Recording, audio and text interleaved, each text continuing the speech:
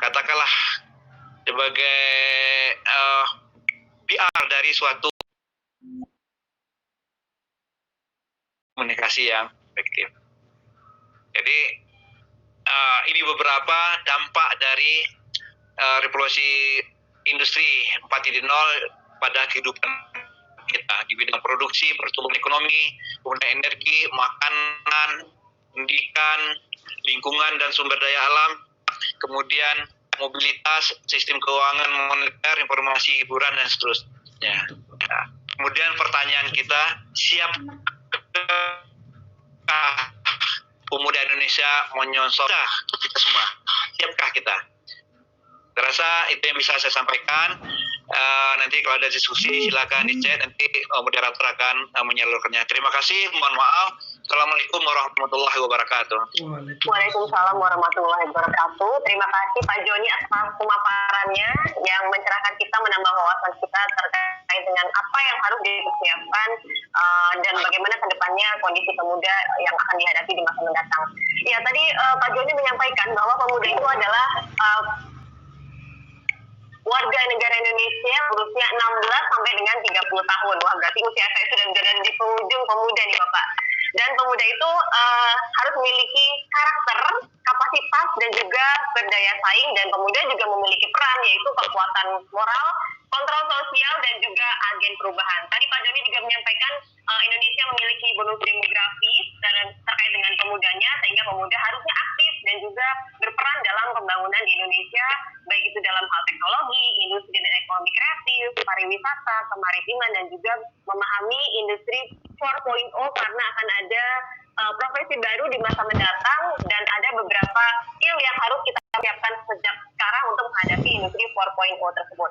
Nah, Bapak, saya tertarik dengan kontrol pemuda sebagai kontrol sosial karena biasanya pemuda itu memiliki pemikiran yang kritis dan juga dinamis.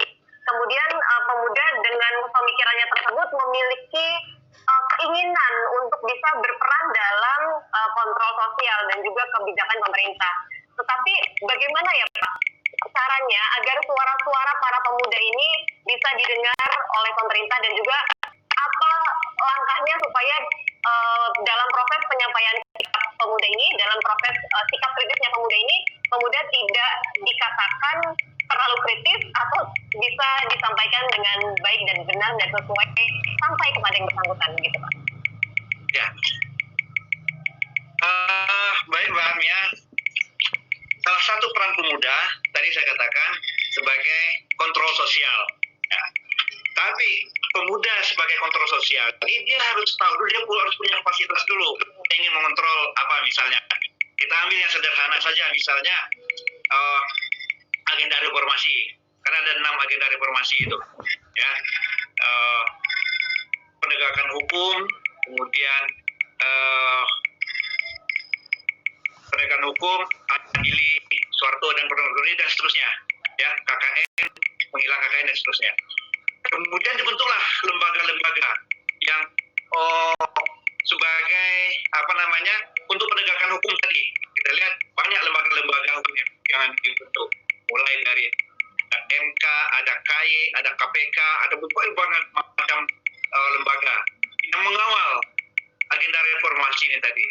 Nah, pemuda sebagai kontrol sosial, dia ikut mengontrol juga apakah lembaga-lembaga ini telah menjalankan tugasnya dengan baik atau tidak. Nah, untuk menyampaikannya, itulah nanti peran dari organisasi kepemudaan.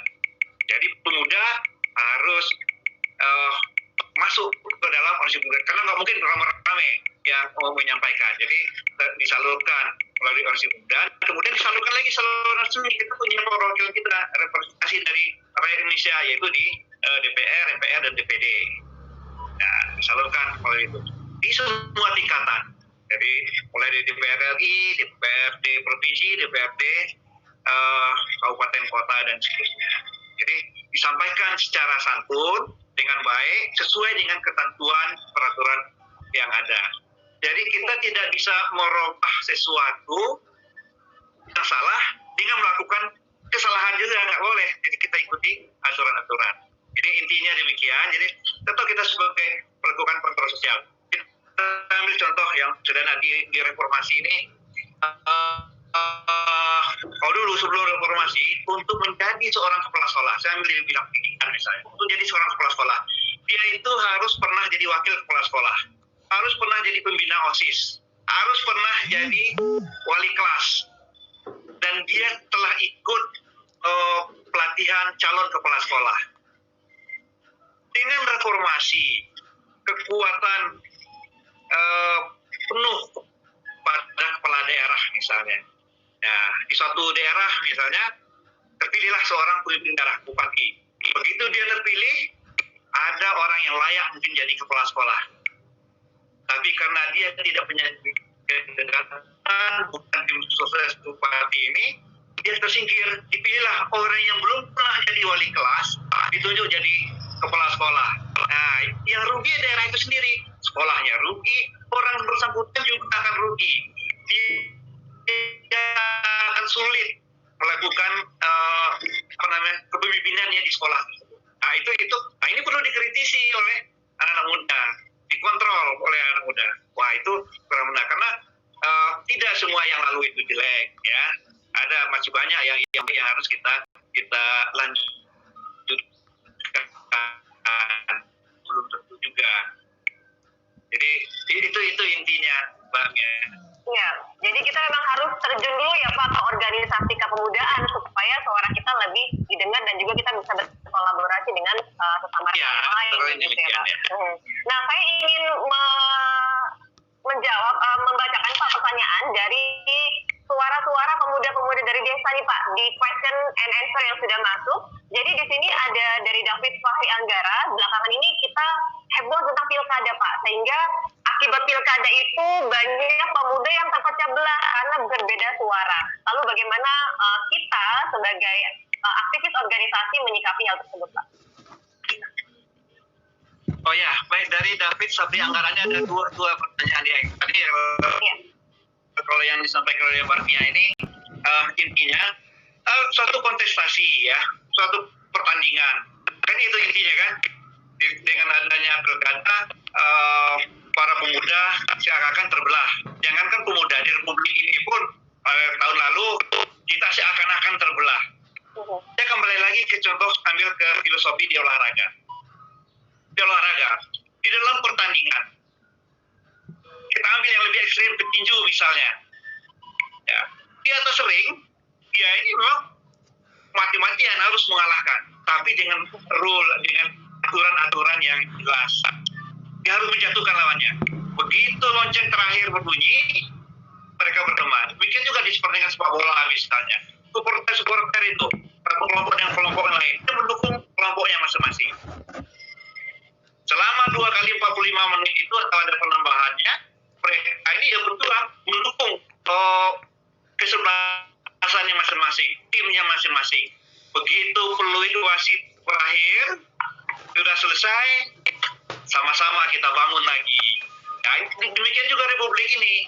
Seakan-akan tadi kita protes, kan mari kita bangun sama-sama. Ya, untuk diketahui orang orang luar yang tidak menginginkan Indonesia ini maju ini, memang mereka suka mengadu domba kita. Karena tadi saya katakan ada lebih dari 7.000 suku, 300 suku bangsa, 7.000 bahasa, 17.000 pulau lebih. Ini potensi yang luar biasa. Tapi oleh orang tidak menginginkan Indonesia ini maju, ini diadu domba kita agar kita terpecah belah. Nah, katakan di sini ini, terus bilang lagi ini, kamu dibilang aja gini, kita hancur, mereka masuk. Nah, ini yang harus kita waspadai.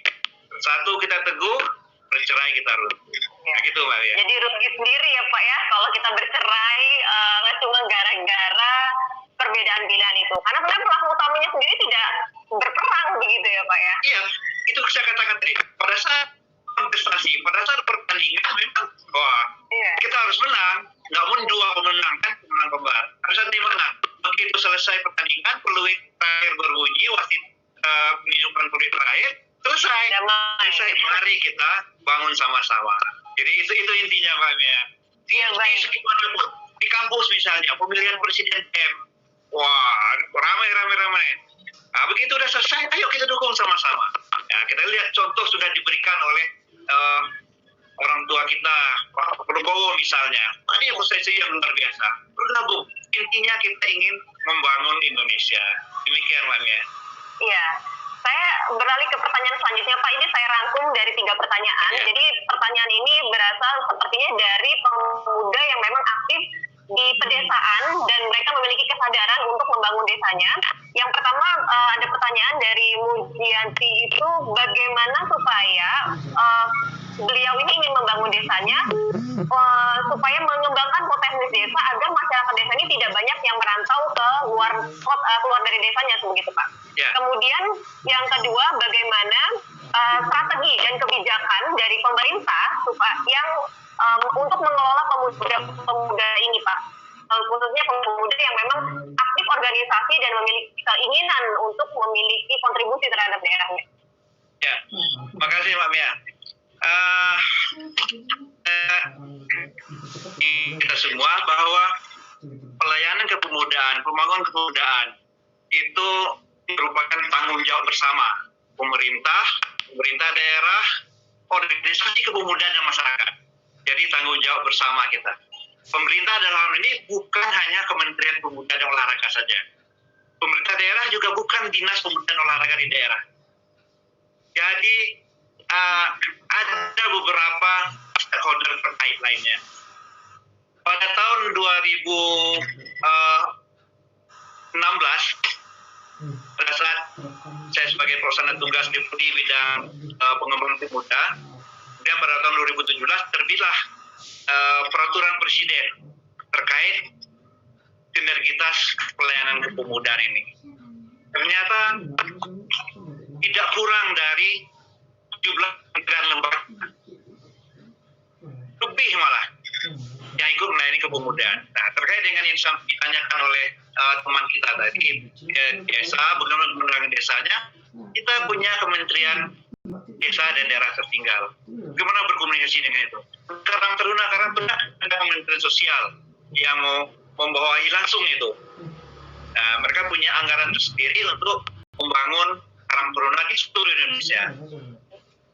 Jadi itulah kerjasama kita bersama antara pemerintah daerah, organisasi kepemudaan dan masyarakat. Bersama-sama kita membangun banyak program-programnya yang dilakukan untuk membangun pemuda ini. Contoh program di bidang ekonomi kreatif yang Bapak naungi di Kemenpora untuk dalam hal ini ya Bapak? Yang berperan untuk pedesaan atau membangun pemuda dari desa, Pak? Ya, ada beberapa staf ahli ekonomi kreatif ini. Saya tidak punya khusus, tapi saya ada berkoordinasi dengan beberapa asisten deputi terkait. Jadi ada 7 asisten deputi yang saya berkoordinasi. Yang pertama di deputi 1 itu kita punya asisten deputi impact dan impact. Ya, di deputi 1. Kemudian ada asisten deputi kreativitas muda. Kemudian di deputi 2 itu ada asisten deputi kewirausahaan muda. Dan ada asisten deputi kemitraan pemuda yang mau ke luar negeri kemarin, asisten deputi ini yang mengirimnya. Nah, ya kan? Ke Malaysia kemarin, MIF gitu. Dan di deputi 3 ada asisten deputi olahraga rekreasi. Ya. Kemudian ada asisten kemitraan olahraga. Dan yang terakhir di deputi 4 itu ada asisten deputi industri olahraga. Nah, semua asisten deputi ini punya program-program. Para pemuda semua bisa punya akses untuk ke sana. Mereka punya kegiatan-kegiatan yang mungkin bisa di kawan-kawan pemuda. Jadi melalui organisasi pemudanya ataupun melalui komunitas-komunitas yang bisa difasilitasi di Kementerian Pemuda dan Olahraga. Sekian, Mbak Mia. Iya, terima kasih infonya Pak Joni. Jadi sebenarnya Kemenpora ini sudah banyak sekali program yang menaungi pemuda-pemuda di Indonesia. Tergantung dia tinggal pilih aja ya Pak, mau di bidang apa. Kalau saya waktu itu kan untuk pengembangan kepribadian ke luar negeri dan juga mendapatkan ilmu exchange luar negeri, jadi saya ikutan ini tersebut. Nah, jadi teman-teman tinggal proaktif saja begitu ya Pak, mengikuti akun-akun sosial media Kemenpora ataupun mencari info-info di websitenya sehingga teman-teman bisa mengkolaborasikan nih apa yang teman-teman ingini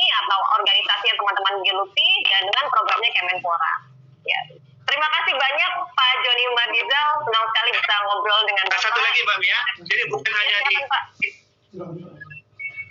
bukan hanya di Kemenpora aja kegiatan Iya. pemudaan. Jadi saya katakan ada kementerian lembaga juga. Kita bisa akses ke semua kementerian lembaga tersebut ya. Iya, Terima kasih baik. Mbak Mia. Terima kasih Pak jadi infonya. Nah teman-teman tinggal akses saja. Jadi sebenarnya tergantung niat nih Pak. Kalau pemudanya ingin berkembang, pasti pemuda akan mencari-cari dan mereka pasti akan mendapatkan akses tersebut. Terima kasih banyak Pak Joni. Selamat melanjutkan aktivitas kembali. Tadi Pak Joni Terima kasih. Ya, tadi Pak Joni sudah menyampaikan pesannya. Saya menyapa Prof. Chandra. Oh boleh. Selamat siang Pak. Prof. Chandra. Siang Pak Joni, Ya, udah lama nggak jumpa Prof. lama gak ketemu. Iya Prof. Sehat selalu Bapak. Ya, lanjut Prof ya. Siap. Prof. Lanjut, Prof ya. Makasih Pak. Makasih, Pak. Saya lanjutkan sesi Iya. Bapak. Ya, makasih Bapak. Terima kasih banyak Pak Joni. Terima kasih. Dan teman-teman pemuda, kita akan lanjutkan lagi ke sesi yang kedua. Saya ingin menyapa terlebih dahulu Prof. Dr. Chandra Wijaya, MSIMM. Selamat pagi, Prof. Chandra. Selamat pagi Mbak Mia. Ya, tadi Mbak bergabung kan habis menguji ya Pak ya? Habis uji tesis mahasiswa dulu di UI. Baik, saya juga dulu alumni UI Pak. Dan kebetulan belum berkesempatan lagi untuk main ke UI karena pandemi ini. Begitu. Oh iya. Dan teman-teman semua, kita akan lanjut ke sesi yang kedua dengan pemaparan bersama Profesor Dr. Chandra Wijaya MSI. Beliau merupakan guru besar Fakultas Ilmu Administrasi di Universitas Indonesia. Namun sebelumnya, saya akan membacakan terlebih dahulu profil singkat dari Prof. Chandra. Profesor Dr. Wijaya MSIMM adalah guru besar tetap Fakultas Ilmu Administrasi Universitas Indonesia. Beliau telah menempuh program Doktor Ilmu Manajemen Keuangan, program Pasca Sarjana Fakultas Ekonomi Universitas Indonesia, dan sebelumnya beliau juga telah menempuh program Magister Manajemen Bisnis dan Administrasi Teknologi di Institut Teknologi Bandung dan Institut Bankir Indonesia untuk konsentrasi keuangan dan perbankan dengan predikat cum laude. Sebelumnya beliau juga pernah menempuh program Magister Ilmu Administrasi Pasca Sarjana Universitas Indonesia juga dengan predikat cum laude. Kemudian beliau juga menempuh pendidikan program studi Ilmu Administrasi Bisnis Fakultas Ilmu Sosial dan Ilmu Politik Universitas Indonesia sebagai lulusan terbaik di UI.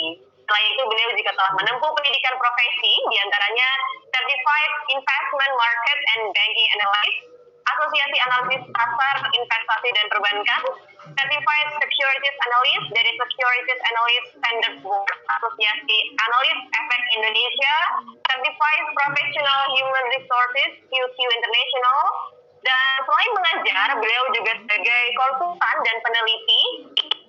Iya, beliau juga aktif sebagai konsultan dan peneliti dalam bidang manajemen keuangan dan investasi. Ketua Cluster Research Competitiveness dan Government of Enterprises via UI, serta beliau juga sering sekali menjadi pembicara, pelatih, dan juga moderator. Berbagai penghargaan juga pernah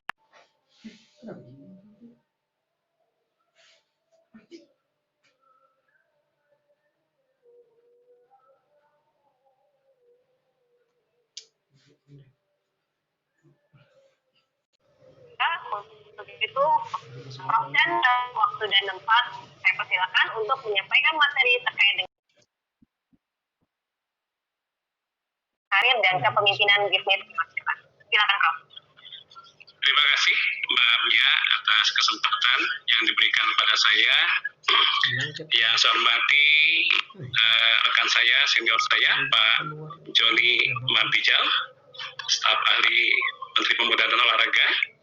Yang saya hormati juga Pak Tri Winarno, ya, selaku Kepala Pusat PON. Kemudian juga pembicara Pak Pande Agus Permana Widura dan juga Pak Bagus, ya, Kabid Kepemudaan di PP PON. Dan yang saya cintai, saya banggakan para peserta Diklat Manajemen Organisasi pada pagi siang hari ini. Assalamualaikum warahmatullahi wabarakatuh. Waalaikumsalam Selamat pagi, salam sejahtera bagi kita semua. Pertama-tama kita panjatkan puji dan syukur kehadirat Tuhan Yang Maha Esa, pada pagi hari ini kita semua diberikan kekuatan kesehatan untuk sama-sama mengikuti kegiatan diklat manajemen organisasi ya, yang cukup penting dan mengambil tema yang cukup strategis ya, terutama di masa pandemi COVID-19 ini. Itu berkaitan dengan inovasi pengelolaan organisasi dan juga terkait dengan inspirasi untuk sukses di dalam karir dan juga sukses di dalam bisnis di masa mendatang. Ya, jadi ini tema yang sangat menarik, sangat relevan dan juga menyambung dengan apa yang tadi sudah disampaikan oleh pembicara pertama, itu bagaimana supaya pemuda Indonesia siap menghadapi Indonesia emas. Itu 100 tahun kita merdeka, tahun 2045. Ya, jadi bagaimana mempersiapkan diri tentang hal tersebut. Nah, pada kesempatan kali ini ya, saya ingin menyampaikan 3 hal penting ya terkait dengan tema dari diklat manajemen organisasi yang diselenggarakan di PP PON, yaitu berkaitan dengan mindset ya dan skill yang diperlukan seorang future leader ya. Ini saya akan mengambil satu riset yang dibuat oleh Jacob Morgan ya. Beliau ini luar biasa hebat, melakukan penelitian terhadap 14.000 partisipan dan juga 140 CEO di seluruh dunia ya. Dan kita akan belajar dari hasil riset tersebut terkait dengan mindset apa yang harus kita miliki dan skill apa yang harus kita miliki agar kita bisa menjadi future leader ya. Yang kedua adalah berkaitan dengan kreativitas, inovasi dan entrepreneurship ya. Jadi saya akan menyampaikan tema tentang ini juga. Kenapa? Karena di dalam tema tadi adalah berkaitan dengan inovasi dan juga bagaimana supaya sukses di dalam berbisnis ya.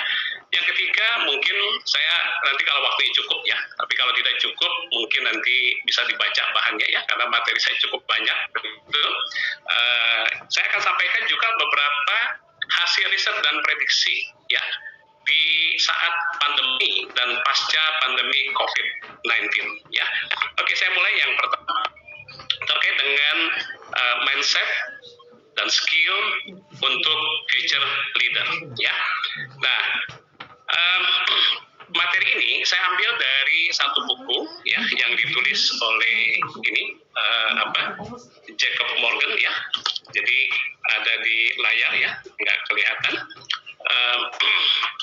Jacob Morgan ini terinspirasi dengan banyak pertanyaan yang diajukan ya pada saat beliau menghadiri seminar atau diundang sebagai pembicara ya.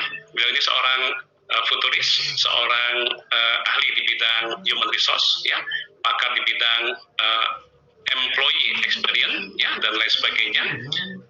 Suka ditanya oleh para peserta ya, pertanyaannya begini, Pak Jacob, apa yang harus kita ajarkan ya kepada para pemimpin sekarang?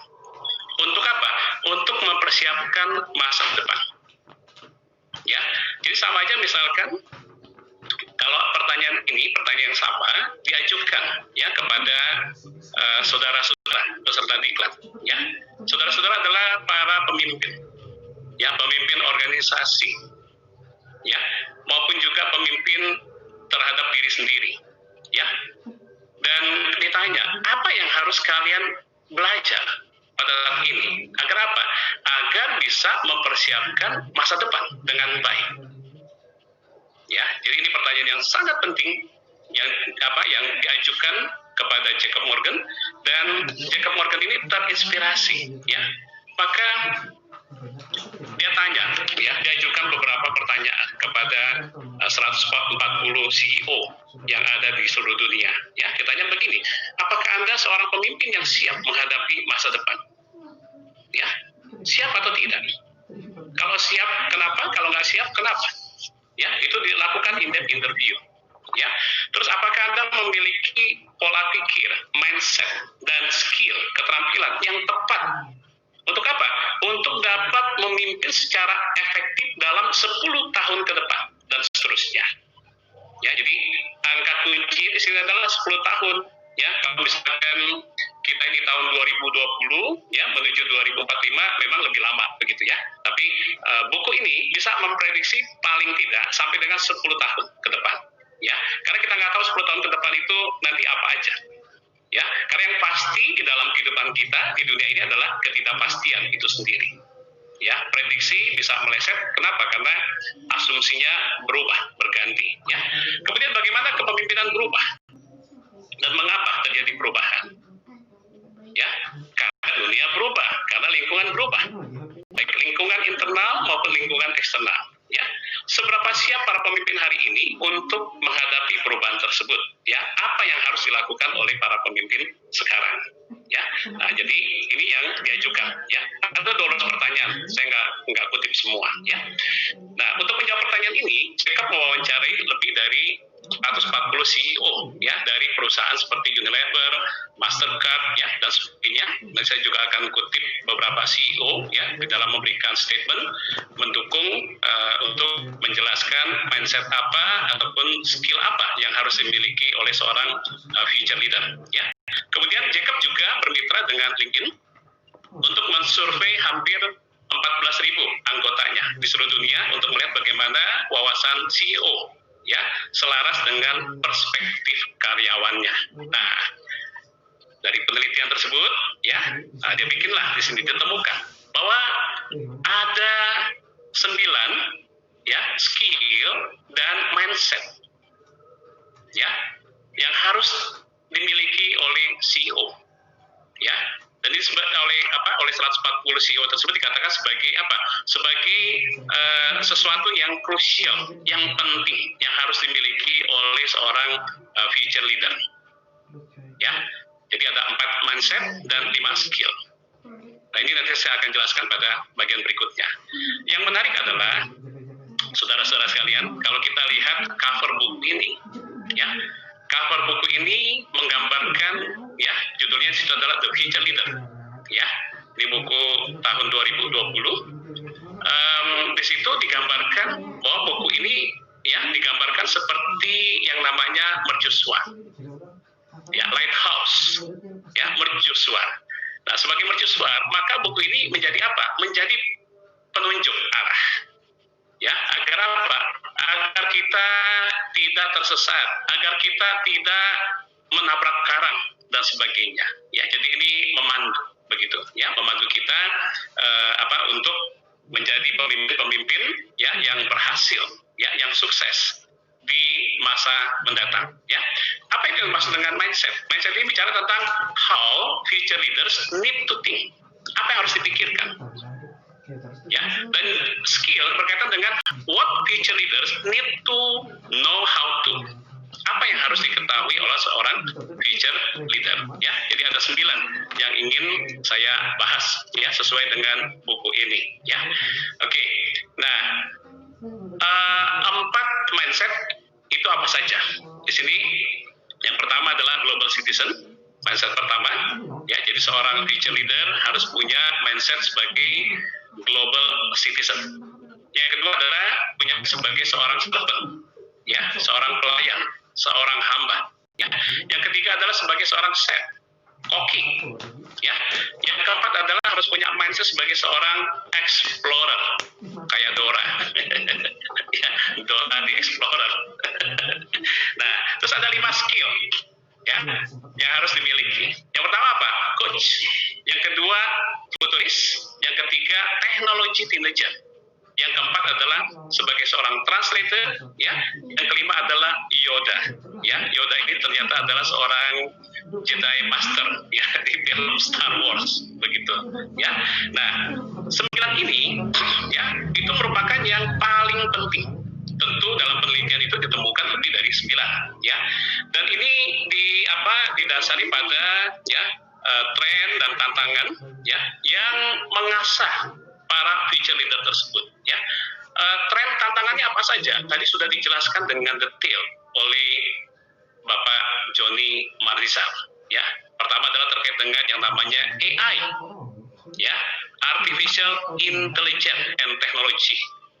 Ya, yang kedua terkait dengan yang namanya kecepatan perubahan. Ya, perubahan yang begitu cepat. Yang ketiga adalah orang lebih mengarah bukan hanya sekedar bekerja, tapi bekerja itu harus punya purpose dan punya meaning. Ya, yang keempat adalah terkait dengan new talent landscape, karena kebutuhan talenta masa sekarang dan ke depan itu jauh berubah. Ya, jadi landscape-nya udah berubah. Terus yang kelima terkait dengan apa? Penegakan mengenai morality, etik, dan transparansi. Ya, ini menjadi tren. Maka ada yang namanya good corporate governance. Ya, di pemerintahan kita kenal dengan nama tata kelola pemerintahan yang baik atau good governance. Ya, dan yang terakhir adalah terkait dengan globalisasi. Ya, nah ini 6 hal yang dipertimbangkan, ya, yang menjadi pemicu, ya, terkait dengan ditemukannya 9 mindset dan juga skill yang harus dimiliki oleh seorang future leader. Ya, oke. Nah, yang pertama, mindset yang pertama di sini yaitu bahwa seorang future leader harus punya pola pikir sebagai global citizen. Ya, kita adalah warga negara Indonesia, ya. Tetapi kalau kita ingin menjadi future leader, maka kita harus punya mindset sebagai warga negara global. Ya. Artinya apa? Kita harus bisa berpikir secara global untuk apa? Bisa merangkul berbagai macam keragaman yang ada. Ya, kenapa? Karena dunia ini sudah borderless dan semua sudah terhubung. Yang artinya apa? Setiap perusahaan memiliki potensi untuk karyawan dan pelanggan di seluruh dunia. Ya, jadi kita tidak hanya mengandalkan market lokal, kita tidak hanya mengandalkan, ya, karyawan lokal, ya, tetapi kita menjadi globalis, ya, di global, ya. Nah, pemimpin perlu memahami dan menghargai budaya baru tersebut, ya, secara aktif mencari tim yang beragam, ya, memimpin karyawan dengan latar belakang yang berbeda, ya, dan tahu cara masuk dan berhasil agar berhasil di pasar global baru, ya. Nah, ini contoh yang dikatakan oleh si Ilham Kadri, ya. Beliau ini seorang CEO di perusahaan chemical, ya, dengan karyawan lebih dari 25.000, ya. Dikatakan bahwa, ya, you have to be open to other people, ya. Jadi kita harus terbuka dengan orang lain, kita harus terbuka dengan ide-ide yang ada, dan kita harus menghargai yang namanya diversity, keberagaman, baik itu cultures, religion, ya, ethnicity, ras, ya, pemikiran dan orientasi. Nah, this is essential for the future leader. Jadi ini penting buat orang future leader, ya. Jadi mungkin kita bisa bertahap, ya, agar kita bisa menjadi yang namanya national citizen dulu, ya. Jadi kita berpikir sebagai NKRI, ya, baru nanti kita berangkat menjadi yang namanya global citizen. Nah, yang kedua, pola pikir sebagai servant, ya. Jadi servant ini bertentangan dengan pola pikir yang lama. Kalau seorang pemimpin itu adalah dilayani, ya, ke depan pemimpin itu harus mau melayani. Jangan hanya berada di atas, tetapi bisa turun ke bawah. Ya, kalau Pak Jokowi ini terkenal dengan istilah belusukan, begitu. Ya, karena pandemi, jadi udah nggak bisa belusukan lagi. Ya, nah, pola pikir servant berarti apa? Anda berlatih untuk memiliki kerendahan hati. Hanya pemimpin yang memiliki kerendahan hati yang mau turun ke bawah, yang mau melayani. Ya, ingat, siapa aja pemimpin kita, itu yang kita layani, pelanggan kita, tim kita, dan diri kita sendiri. Ya, jadi kalau kita bukan sebagai servant, maka nggak bakal bisa. Ya, ini kita lakukan. Kita hanya mau dilayani, tidak mau melayani. Ya, yang keempat adalah, ya, seorang future leader harus punya mindset sebagai seorang koki. Nah, koki itu berarti apa? Dia meramu berbagai macam bahan makanan menjadi masakan yang enak. Dia masak itu yang enak. Nah, dalam konteks ini, ya, dikatakan bahwa yang diramu ini hanya dua yang utama, yaitu yang namanya humanity dan teknologi. Ya, jadi jangan kita mengabaikan kemanusiaan, jangan mengabaikan unsur manusia di dalam organisasi, karena kita terlalu mengandalkan yang namanya teknologi. Ya, jadi koki yang baik berarti apa? Kita harus menyelaraskan antara ya unsur kemanusiaan. Ya, ini yang ke berapa? Yang ketiga ya. Oke. Terus yang keempat ya, yang keempat mindset yang keempat adalah berkaitan dengan explorer, penjelajah. Ya, artinya apa? Seorang teacher leader ini dia harus mau menjelajah, ya, mencari hal-hal baru, ya, mencari ide-ide baru. Dia harus terbuka, ya, dan sehingga dia mampu untuk apa? Mengubah arah dunia agar menjadi lebih berkembang, mampu mengubah organisasinya agar lebih berkembang, mampu mengubah bisnisnya agar lebih berkembang. Ya, jadi sama seperti penjelajah atau explorer yang harus mau terus belajar, ya pemimpin juga harus dapat melatih rasa ingin tahunya. Ya, jadi kata ini nih salah seorang CEO, ya, dia memimpin lebih dari 100.000 employees, ya, siapa namanya di sini terhalang ya. Bentar ya. Nah, dia katakan begini, curiosity is like the fountain of youth when it comes to effective leadership. Ya, jadi rasa ingin tahu ini seperti apa? Seperti ini apa? Air mancur, ya, air mancur yang yang membuat kita selalu awet muda, begitu. Ya, membuat kita tetap semangat, tetap bergairah. Ya, sehingga kita bisa menjadi pemimpin yang efektif. Ya, oke. Berikut adalah 5 skill yang harus kita miliki. Ya, yang pertama adalah sebagai coach, sebagai pelatih. Ya, jadi seorang pelatih yang hebat, ya harus bisa memotivasi, menginspirasi, dan melibatkan tim. Ya, sembari memperhatikan masing-masing anggota sebagai individu. Ya, itu seorang coach yang baik. Ya, demikian juga seorang pemimpin masa depan perlu menghargai karyawan sebagai individu dan bukan memandang semua orang hanya sebagai worker. Ya, jadi bukan hanya sebagai pekerja, tetapi sebagai individu.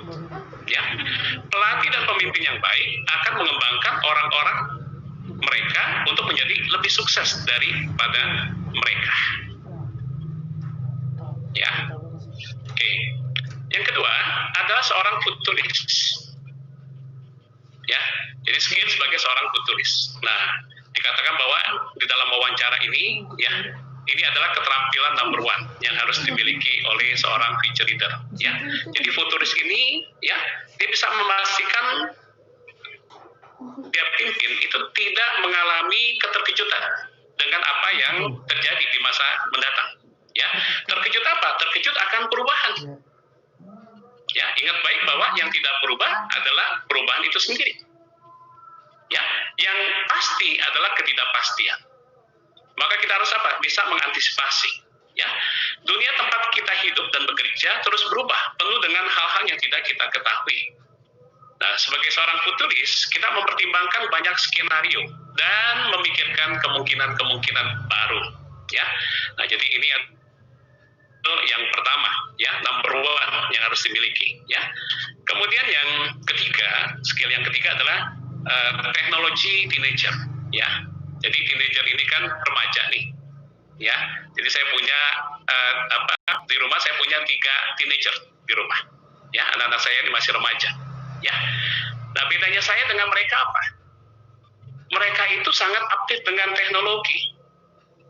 Ya, pada saat pandemi kemarin, ya, pada saat PSBB, ya, mereka itu perlu beradaptasi hanya beberapa jam untuk bisa school from home.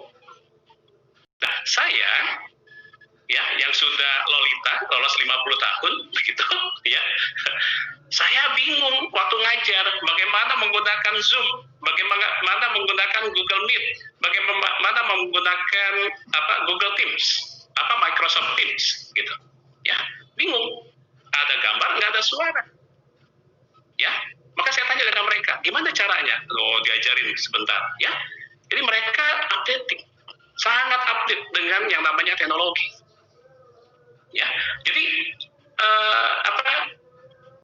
buat kita semua, kalau kita ingin menjadi future leader, maka kita juga harus apa? Harus mengikuti, mengetahui teknologi apa yang sedang berkembang.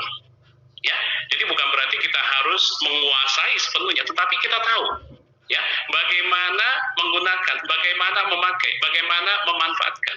Ya, jadi kita harus paham teknologi dan fasih secara digital. Ya. Oke, kemudian yang keempat adalah keterampilan sebagai translator. Ya, translator ini berarti apa? Sebagai seorang penerjemah, begitu ya. Jadi penerjemah ini harus menjadi seorang komunikator ulung. Ya, jadi mereka mendengarkan untuk memahami, ya, dan melakukan lebih dari sekedar mendengar apa yang dikatakan orang. Ya, kemudian mereka menggunakan verbal dan non-verbal komunikasi untuk terhubung dengan orang-orang dan mengetahui saluran terbaik untuk digunakan, ya, memotong noise yang terjadi dan menyampaikan pesan kepada mereka. Ya, jadi mendengarkan dan berkomunikasi adalah dua aspek abadi, ya, dari kepemimpinan besar, ya, dari great leadership. Ya, namun keduanya juga merupakan dua aspek yang paling banyak berubah. Ya, jadi kita harus bisa beradaptasi dengan itu semua. Nah, yang terakhir adalah skill Yoda. Nah, Yoda ini, ya, saya bingung nih, Yoda apa ya, begitu. Ya, saya tanya ke anak saya, kalian tahu nggak Yoda? Oh, Bapak nggak nonton Star Wars sih, katanya. Ya, jadi Yoda itu karakternya seperti itu, jadi yang telinganya panjang, ya. Jadi Yoda ini adalah guru daripada Master Obi-Wan, ya. Si Obi-Wan ini guru daripada Luke Skywalker, katanya, ya. Nah, saya iya aja lah gitu, ya. Karena saya nggak mengikuti serial Star Wars, begitu ya. Nah, rupanya Yoda ini punya karakteristik yang bagus. Apa aja tuh, ya? Dia ini orangnya memiliki empati yang baik, ya. Terus dia bisa mengendalikan emosinya, ya. Terus dia punya kesadaran diri yang baik, ya. Dia juga berempati dengan orang lain, ya, dan seterusnya. Aduh, ini waktu saya udah mau habis ya. Tinggal berapa menit lagi, Mbak? Masih ada, Pak. Kita masih punya waktu 10 menit lagi. Iya, soalnya saya pasang alarm nih, ya. Oh, ini baru satu bagian yang pertama ini. Masih ada 3 bagian, ya. Oke, sekarang kita langsung ke bagian yang kedua. Mengenai kreativitas, inovasi, dan entrepreneurs, ya. Apa itu kreativitas? Kreativitas adalah memikirkan hal-hal yang baru, ya. Kemampuan untuk mengembangkan ide-ide baru dan untuk menemukan cara baru, ya, melihat masalah dan peluang. Nah, kalau inovasi melakukan hal-hal baru, ya, untuk menerapkan solusi kreatif untuk masalah dan peluang yang ada, untuk meningkatkan kehidupan yang lebih baik dan untuk peningkatan kesejahteraan, ya. Nah, jadi kalau kaitannya dengan entrepreneurship itu merupakan, ya, panduan, ya, ataupun kombinasi antara creativity dan innovation. Ya, jadi creativity itu thinking new things, innovation doing new things. Entrepreneurship is the result of a process that apply baik kreativitas dan inovasi, ya, to capitalize on marketplace opportunities, ya. Nah, jadi entrepreneurs apa? Kalau entrepreneurs adalah orang yang kawin nih, menikah dengan apa? Dengan ide-ide kreatifnya, ya. Dengan tujuan apa? Tujuan untuk mengambil tindakan dan dalam mengembangkan usahanya, ya. Nah, ini ada 10 penghambat dalam inovasi dan kreativitas. Yang pertama adalah kita suka menjadi kita sering terhambat kreativitas dan inovasi kita. Kenapa? Karena kita selalu berusaha mencari the one right answer, satu jawaban, ya. Yang kedua adalah kita hanya fokus kepada logika, ya. Yang ketiga, kita terlalu fokus ataupun mengikuti aturan, ya. Yang keempat adalah kita hanya berpikirnya hal-hal yang praktis, ya. Kemudian juga yang kelima adalah kita bermain untuk hal-hal yang tidak jelas, begitu ya. Yang keenam adalah kita sering menjadi seorang spesialis. Ketujuh, menghindarkan ambiguitas, ya. Terus kita takut kelihatan bodoh, ya. Kemudian kita takut melakukan kesalahan, ya. Kita takut melakukan sesuatu dan sesuatu itu menjadi salah, ya. Yang ke-10 adalah kita yakin bahwa kita ini nggak kreatif. Nah, 10 hal ini merupakan penghambat, ya, agar kita bisa menjadi individu yang kreatif, ya, dan inovatif. Nah, ada 4 fase untuk menghindarkan barrier tadi, ya. Yang pertama adalah kita harus bisa mengakumulasi pengetahuan kita. Dengan cara apa? Membaca, ikut conference, ikut pelatihan seperti saat ini, ya. Kemudian kita diskusi, kita ke perpustakaan dan sebagainya, ya. Kemudian kita mengikuti proses dalam inkubasi, melakukan inkubasi, ya, dari ide-ide yang ada, begitu, ya. Kemudian pengalaman untuk menemukan sesuatu yang baru. Yes, eureka, ya, aku dapat sesuatu, begitu, ya. Nah, proses ini adalah perlahan tapi pasti, ya. Terus yang keempat adalah melakukan evaluasi dan implementasi, ya. Jadi ini adalah 4 fase untuk kita menghadapi barrier tadi dalam kreativitas dan inovasi, ya. Nah, Calum dan kawan-kawan mengatakan bahwa entrepreneur harus dapat apa? Memperkenalkan, ya, goods or services yang baru, barang ataupun jasa yang baru, ya. Bisa memperkenalkan new method of production, ya. Bisa membuka pasar baru, ya. Bisa membuka sumber-sumber pemasok yang baru, ya. Dan juga bisa melakukan reorganize industry, ya. Ini menurut Karlan dan kawan-kawan, ya. Nah, sebenarnya lebih dari itu, ya. Tapi karena saya ngutip pendapat itu, ya seperti itu, ya. Kemudian ada 4 tipe dalam inovasi, yaitu invensi, extension, duplication, dan sintesis, ya. Jadi kalau invensi ini digambarkan sebagai pembuatan produk, layanan, atau proses yang baru, ya. Extension, perluasan produk, layanan, atau proses yang sudah ada. Duplikasi didefinisikan sebagai replikasi dari produk, layanan, atau proses yang sudah ada, ya. Mungkin mereka hanya melakukan yang namanya ATM, amati, tiru, modifikasi, ya. Kemudian yang keempat adalah sintesis, kombinasi yang ada, ya, terkait dengan konsep dan faktor untuk menjadi formulasi yang baru, ya. Nah, ini ada 5 mitos dalam inovasi, ya, bahwa inovasi itu harus direncanakan dan predictable, ya. Kemudian harus menggunakan teknologi yang spesifik. Yang ketiga harus berasal dari langit, begitu, ya. Jadi idenya itu harus dari mimpi, ya, dari langit, begitu, ya. Yang keempat adalah harus berasal dari big project yang besar, ya. Dan yang kelima adalah menggunakan teknologi, ya. Ini adalah mitos di dalam inovasi. Nah, kemudian juga penting kita untuk mengetahui karakteristik sebagai seorang entrepreneur, ya. Jadi ada 10 karakteristik yang harus kita miliki paling tidak, ya. Di sini pertama adalah seorang entrepreneur itu harus menyukai tantangan, memiliki daya tahan yang tinggi, memiliki visi jauh ke depan, ya, berani mengambil risiko,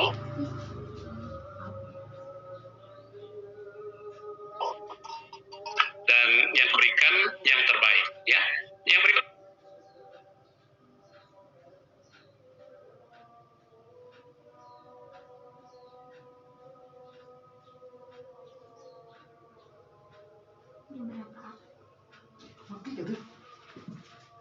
riset terkait dengan hal tersebut, ya. Mbak Mia, masih berapa menit, Mbak Mia? Ya, kita masih punya 5 menit lagi, Pak, untuk 5 menit. pemaparan. Oke, ya, saya cepatin aja, ya. Ini beberapa hasil riset, ya. Yang pertama adalah dari Inventure Knowledge, ya. Mereka mengatakan bahwa terkait dengan pandemi COVID-19 ini, ya, dikatakan bahwa Corona kills everything. Ada 40 produk bisnis dan kebiasaan yang dibunuh. ya oleh corona, yang tidak terjadi lagi ya. Ini bahannya ada, nanti bahannya sudah saya berikan kepada panitia, bisa di sharing ya. Ini ada 40 yang dibunuh oleh corona. Kemudian juga ada satu lembaga ya, di code di sini dari EFC ya, ada bisnis yang potensial loser dan winners. Nah, saya akan jelaskan yang winners aja. Yang winners itu adalah terkait dengan bidang e-commerce, ICT, ya, personal healthcare, ya, kemudian food processing and retail, ya, kemudian medical supply and services. Ya, ini yang potensial winners. Ya, yang sebelah kiri itu adalah potensial loser. Ya. Kemudian juga ini adalah prediksi dari Kemenko Perekonomian, ya, potensial winners yang sebelah kiri, loser sebelah kanan, dan yang harus bertransformasi adalah UMKM dan pertanian, ya. Kemudian juga invention knowledge, ya, dia memprediksi, ya, ada 100 jenis kehidupan yang berubah, ya, after COVID-19. Nah ini, ya, berkaitan dengan family life, urban life and the city, ya, school, dan juga kehidupan religi kita, ya, digital life and privacy, shopping and consuming itu berubah, working and professional life juga berubah, ya, learning and schooling berubah, leisure and traveling berubah, entertainment berubah, ya, flying and airport juga berubah, ya. Nah, penjelasannya ada semua di sini, ya. Oke, saya nggak bisa jelaskan karena waktu.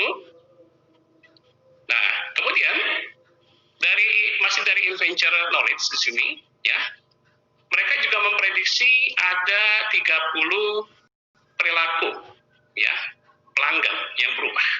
Nah, 30 ini disebabkan karena 4 hal ini. Yang pertama adalah, ya, karena ada perubahan perilaku, yaitu karena PSBB, ya, orang menjadi stay at home lifestyle.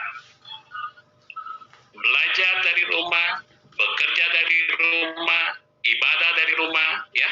Nah, ini stay at home lifestyle maka akan merubah perilaku konsumen, ya.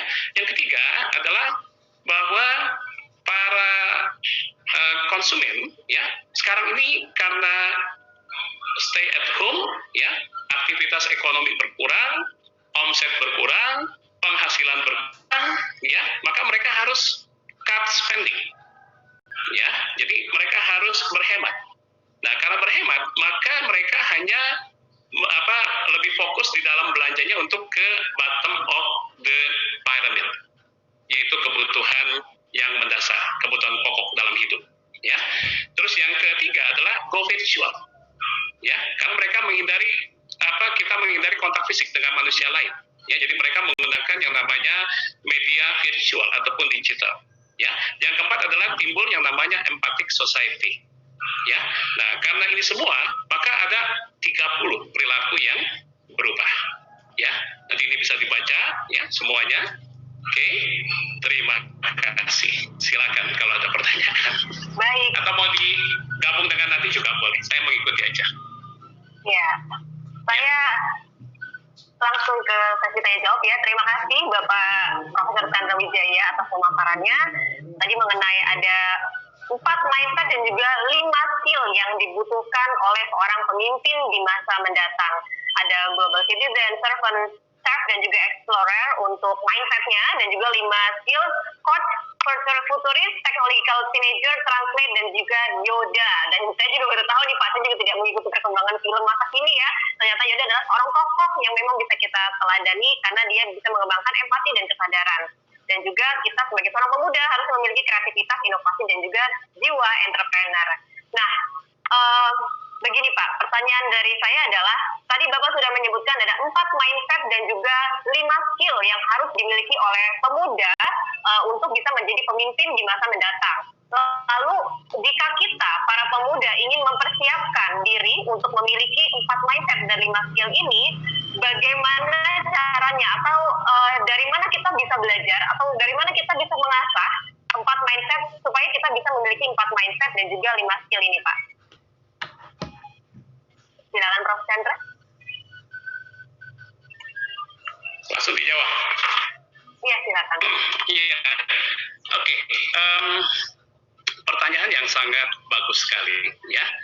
Tentu dengan mengetahui, ya, dengan membaca, ya. Nah, mungkin kalau saya kan sudah membaca buku ini, ya, gitu, sudah membaca, ya, terus mengetahui, ya, menyampaikan, apakah otomatis skill saya bertambah? Tidak.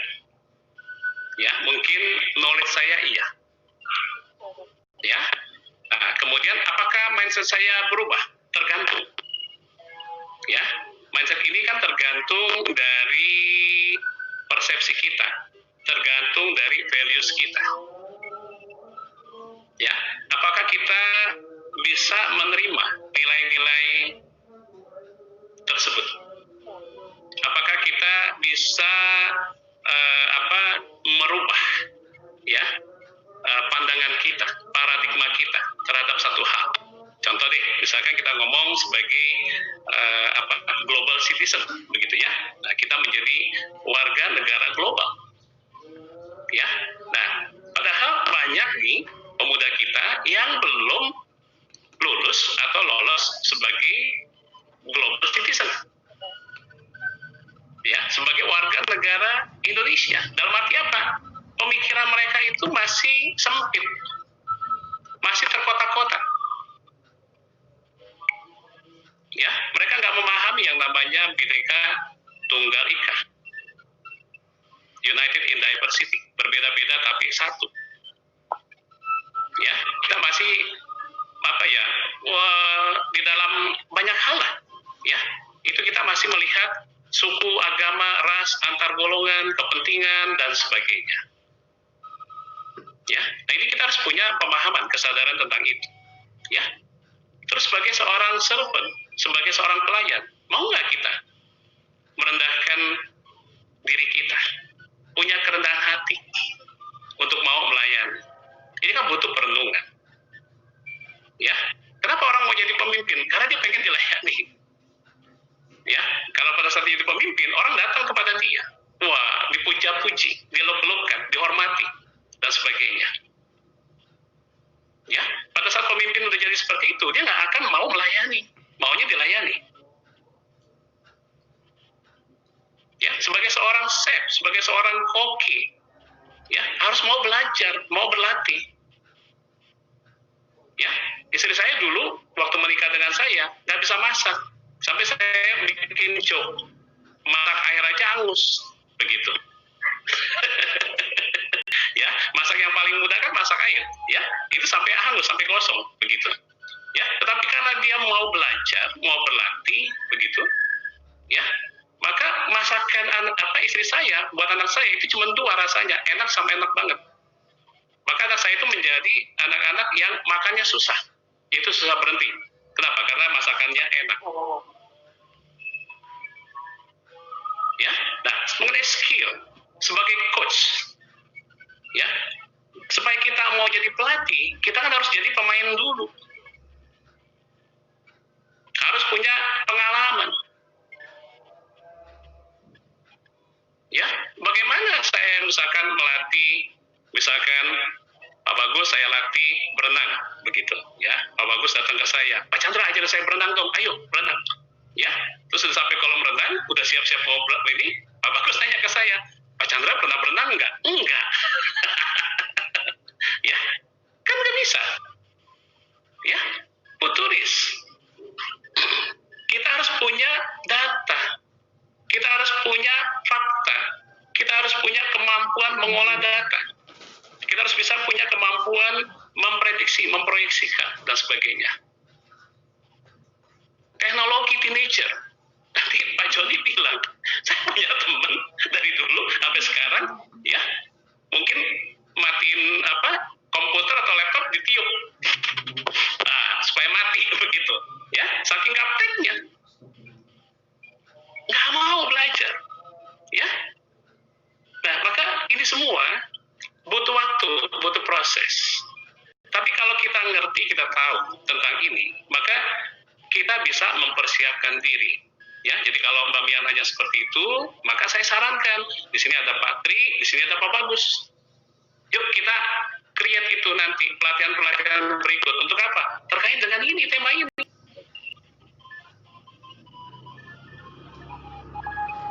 Ya, jadi kan mereka jadi tahu dulu. Ya, yang penting gini, pertama mau nggak belajar ini, mau nggak tambah pengetahuan tentang ini. Ya, kalau mau maka nanti dikasih tahu.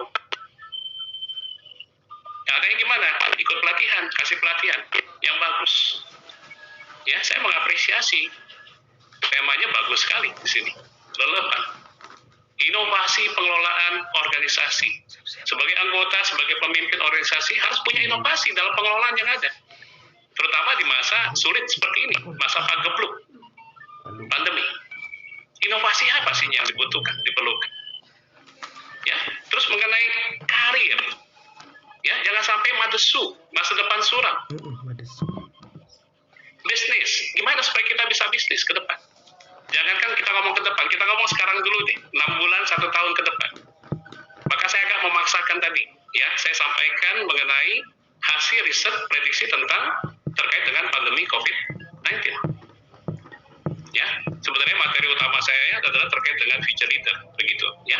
Tapi ya karena saya jarang diundang oleh Pak Tri dan Pak Bagus, ya udahlah saya paksakan begitu. Ya, walaupun agak cepat-cepat begitu, ya. Tapi bahannya udah saya kasih, nanti bisa dipelajari, ya. Kalau mau diskusi, bertanya, ya di situ ada nomor kontak saya. Saya dengan setengah hati akan sharing ke teman-teman pemuda yang lain. Ya, kira-kira gitu, Mbak Mia. Silakan. Iya, jadi tadi adalah harus mau berproses gitu ya Pak, dari awal berproses dan terus belajar supaya kita punya mindset dan juga skill yang dibutuhkan untuk menjadi seorang pemimpin di masa mendatang. Iya, dan satu pertanyaan lagi Pak, tadi ada yang bertanya, sebelum-sebelumnya banyak di kolom Q&A itu yang bertanya mengenai pendidikan formal, seperti itu. Kemudian ketika Pak Joni juga tadi menyampaikan materi, banyak yang bertanya tentang pendidikan formal. Namun yang jadi rangkuman dari pertanyaan yang ada